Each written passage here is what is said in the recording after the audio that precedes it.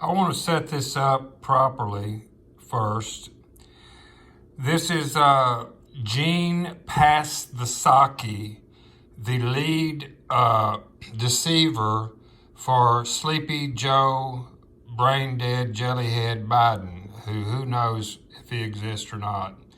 The reason for this video is to show you that what they do, just like the lady, the head of the CDC now, there was a hearing with her and Dr. Fauci this morning. They talk real fast so that they can confuse the layperson with the big words and then hope just to scoot on past it and get on down the road.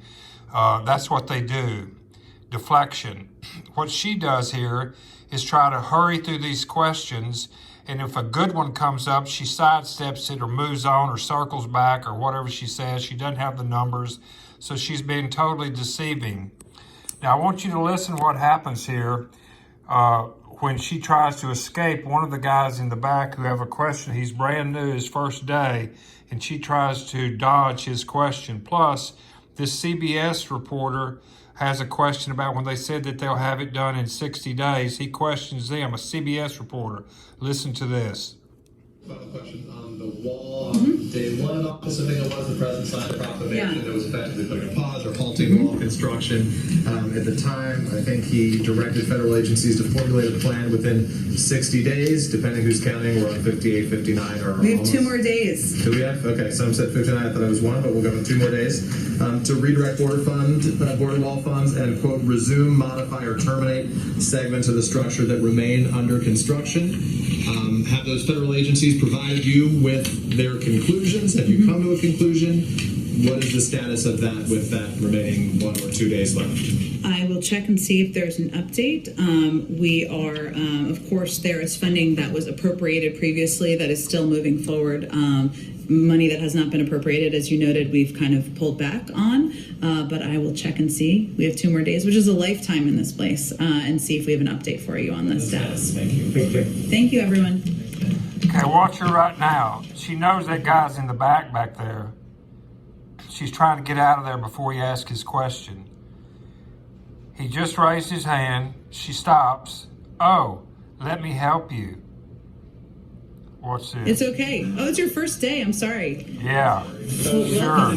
So a lot of my colleagues in this room and outside this room have been asking for a while now about the possibility of visiting these facilities where unaccompanied children are being held after arriving and applying for asylum at the border.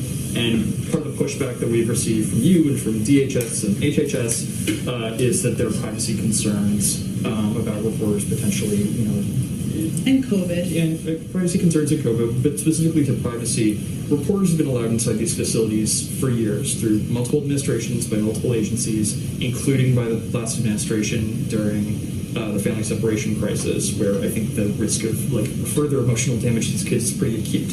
So, has there been, to your knowledge, any incident in which a kid's privacy was violated by reporters who were there to cover the facilities in which they were being detained? During the last administration? During the long history of reporters being I would say, as I noted in response to a question or 2 questions that were asked earlier that were very similar, our big concern has been the pandemic and COVID and safety. Of course, there are privacy concerns that anyone takes into account, or I would say any administration should take into account as it relates to members of the media visiting a facility where there are children, as I'm sure you would certainly agree on. I can't speak to what the approach was of the prior administration who was ripping children from the arms of their parents. Oh, come on. I can't speak to what their policies were, but we are working, and we're very committed here from the White House and from the government in finding a way soon, very soon, to ensure that there's access by the media, not by us providing you with what we see, but by the media to these shelter facilities. We believe it's important and vital, and we're committed to it. And we're just working through. The pandemic is about the safety of staff, the safety of kids as well, and that's what we're working through at this point in time. So hopefully I'll have an update soon. Thanks, everyone.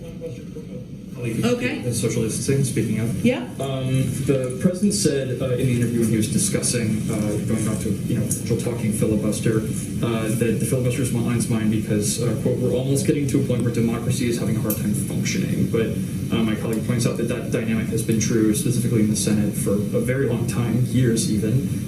So was there anything specific to the current dynamic in the Senate that made President Biden sort of decide that, now is a moment to change the filibuster rules? Sure. Well, as I answered in response to the question just a few minutes ago, there are a number of ideas that members of the Senate have put forward.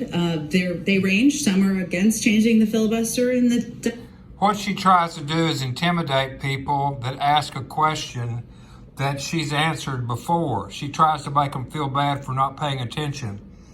They would ask Trump the same question 50 times in 5 minutes. And this moron, deceiver, is trying to play some sort of game, "Why are you paying attention?" kind of deal. Makes me sick. Democratic Party. Some are for it. Some are for going back to a talking filibuster, back to the days of Mr. Smith Goes to Washington.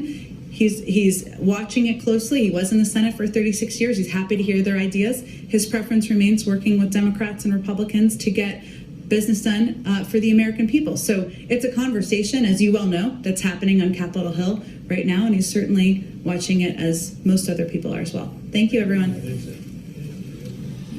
She is very evil. She knows exactly what's going on. Jellyhead Joe is, who knows where he's at. It's time for us to stand up, people. This is out of hand.